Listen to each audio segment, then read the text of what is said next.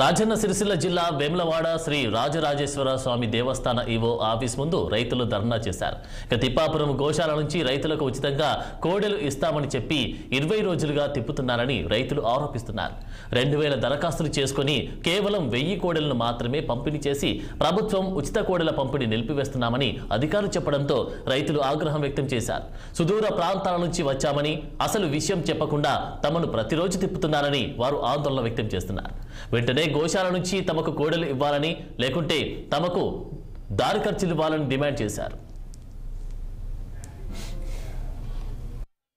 మండలం జవార్పేట గ్రామం నుండి మేము ఆవుల కోసం వచ్చినాము.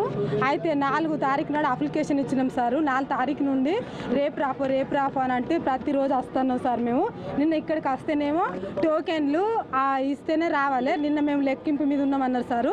అక్కడికి పోయినాం. అక్కడికి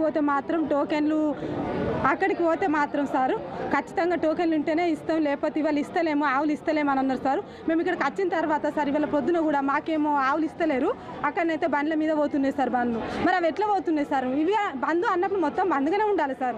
మరి అవి ఎట్లా పోతున్నాయి? మరి వాళ్ళని ఎందుకు ఇట్లా దింపి చంపుతున్నారు సార్? మరి మొత్తం బంధు అన్నప్పుడు బంధు అనాలా, లేకపోతే మా పాంస్ మాకు ఇరుసారు. మరి మా పాంస్ ఉన్నాయా ఏమన్నా వాడేసిర్రా? మాకు అది మాత్రం తెలియాలి సార్. మాకు ఖచ్చితంగా నీలంతకుంట మండలం జవార్పేట గ్రామం నుండి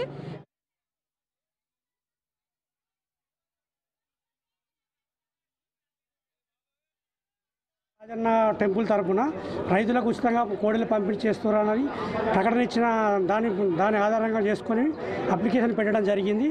మాది వేములవాడ రూరల్ మండలం మర్రిపల్లి గ్రామం. నేను 3 తారీఖు నాడు అప్లికేషన్ పెట్టిన, 4 తారీఖు నాడు పేరు వచ్చింది, పంచనామా అయిపోయింది, పేరు పిలిచిర్రు, అన్నీ అయిపోయినాయి.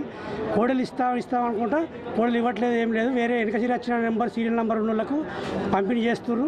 అది కూడా నైట్ తెలియకుండా టోకెన్ ఇస్తామని అంటుర్రు. ఆ టోకెన్లు ఇవ్వట్లేదు, ఏం లేదు. రైతులు అచ్చుడు మర్రిపోవడం తప్ప ఏం లేదు. వాళ్ళకి ఇష్టం ఉన్న వాళ్ళకు, వాళ్ళకి కావాల్సిన వాళ్ళకి మాత్రం తెలియకుండా మొత్తం పంపిణీ జరుగుతుంది. పొద్దున మేము 7:30కి వచ్చినాం, 7:30కి కూడా ఆటోలో వేసి పంపిస్తుర్రు.